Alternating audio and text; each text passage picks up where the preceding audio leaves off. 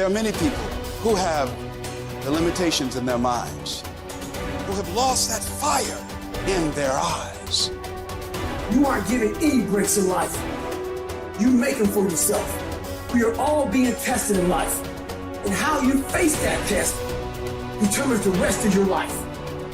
There's a lot of times where I don't know how I'm gonna move forward, but I ask myself one question: can you take another step?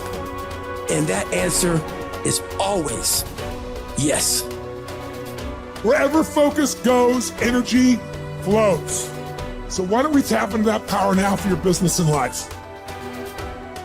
The part of beginning to get unstuck, you've got to decide that the behavior pattern that you have adopted doesn't work for you. You've got to change your strategies, and changing your strategy means reinventing your life, recreating you, and you have the power to do that. You want to take responsibility for your life. You can decide that you're going to change, that you're not going to be a wimp. I got me here, I can get me out of this, and I'm getting out. It's not easy reaching your dreams. It's not easy to achieve a happy and fulfilled life. It's not easy getting up every day, fighting, going through the daily struggles, getting rejected constantly, getting laughed at all the time, going through trials and tribulations, facing the pain of defeat over and over again. It is not easy, but if you do it, it is worth it. See, when people ask you, say, how you doing? Even if you're having some difficult times, say, I'm blessed and highly favored. Because anytime you wake up and you don't have a white chalk outline around your body, it's a great day. You got to tell yourself that no matter what gets in my way, I'm going to keep going. I'm going to keep moving. I'm going to keep winning. I'm going to keep surviving. It's everything that you want, because you went through that pain of that journey. It felt like he wanted to just knock you down and say, you know what? You can't do it. Understand that it's going to be trials and tribulation. That we'll have storms, but they will have sunshine after the rain. But that depends on you and how bad do you truly want it. Nothing in life will hold you back if you trust in yourself and you trust in the process. And at the end of this race, guys, you're going to be more capable. Through that effort, builds the character, the person you want to be at the end. Accept that. And so I say to you, it's possible you can live your dream. If it's becoming a diamond, if it's having more, it's achieving more, it's possible you can live your dream. It's necessary that you have a plan of action, that you're resilient, that you stick to, that you have the vision and never give it up, that you become creative and relentless and keep on coming back again and again and again, and that it's you that you got to take personal responsibility to make it happen. And when life knocks you down, jump back up and say, it's not over until I win.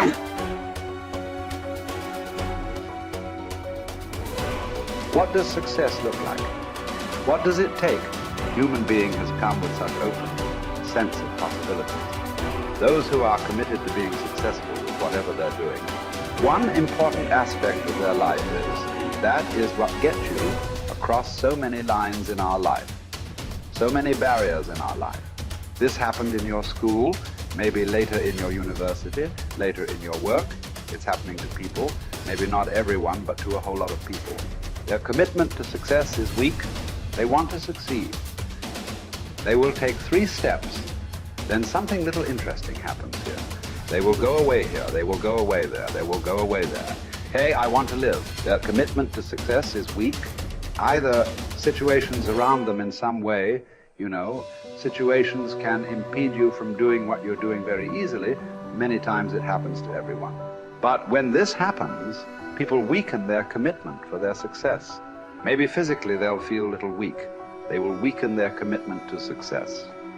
Maybe their emotions slosh around a little bit. They will weaken their commitment to success. So our commitment to success should not weaken because there is social drama going on, or physiological drama, or psychological drama. Whatever happens, your commitment to success should not weaken. That is what gets you across so many lines in our life, so many barriers in our life. So what does success look like? What does it take? Those who have been very successful, either in music, sport, art, business, spiritual process, doesn't matter what. Those people never know when they ate, when they slept, when they got afternoon rest. I have not seen such a thing in my life. So those who are committed to being successful with whatever they're doing, one important aspect of their life is they're not settling down where it's very comfortable. Because comfort will happen when they lower you to it very, very comfortable.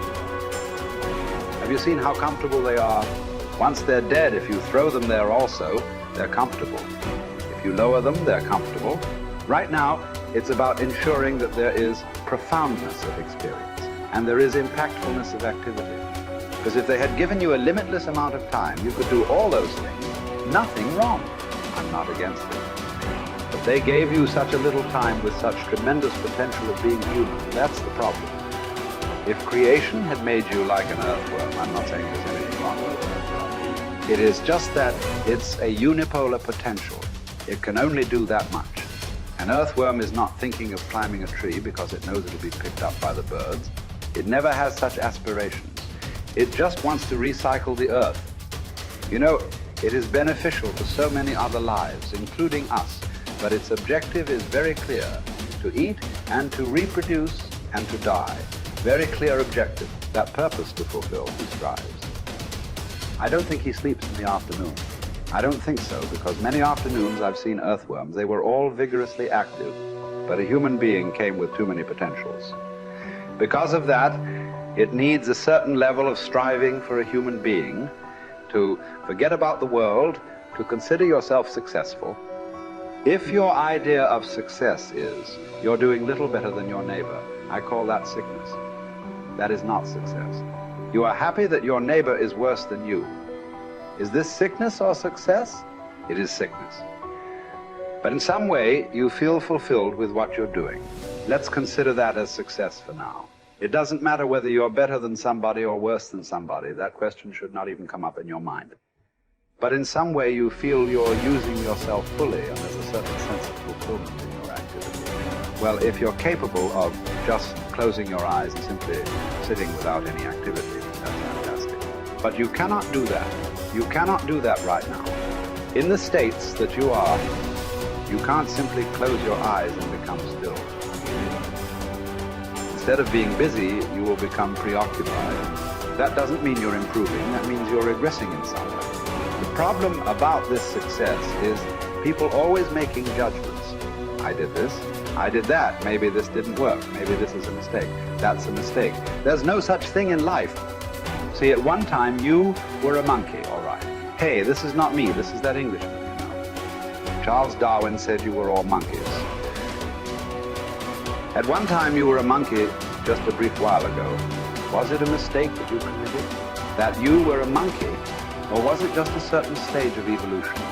Was it a mistake or was it just a certain stage of evolution? Similarly, since you were born, because as a human being, you're born largely unformed, unlike other creatures. Other creatures, if their food is taken care of, they know what to do with their life. Because human being has come with such open sense of possibilities. You come unformed. You don't come fixed. You have to fix yourself. Different people throw different types of balls at you. From all over, your parents, your teachers, the school, the neighbors and society and the world throws all kinds of things at you. To gather all this muck and make something worthwhile out of yourself is your business. That's your success. It doesn't matter whether somebody thinks you're worthwhile or not. You feel you are a worthwhile life. Good enough for now. World may not recognize. It doesn't matter. But you know you are worthwhile.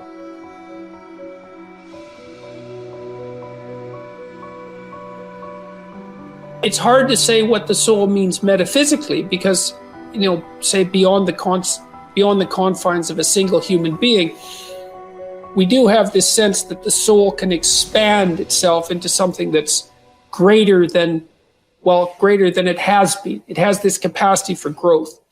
And we do have the sense that the soul can expand itself to the point where it's enlightened, for lack of a better word, that it's working as efficiently as possible to transform everything that's unnecessarily painful and malevolent about the world into what's positive and good.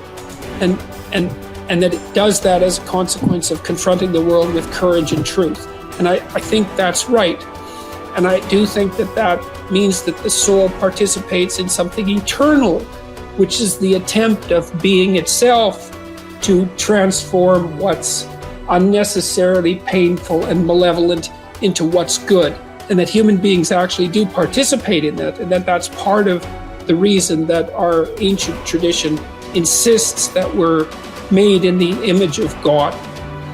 And I think that it's a mistake to underestimate the importance of that, because I don't think that you can live a life of sufficient profundity to protect yourself from being corrupted by suffering and malevolence without adopting a responsibility that's commensurate with that set of ideas. I think that you either orient yourself upward, to the star above the horizon, and try desperately to improve the structure of being, or you work at counter purposes to it and make things worse. I don't think there's a middle ground. In fact, to the degree there is a middle ground, it tilts towards the negative, because people who try to occupy the middle ground generally try to accrue the benefit, let's say, without adopting any of the risk. And that's not acceptable, not helpful. So that's a soul to me.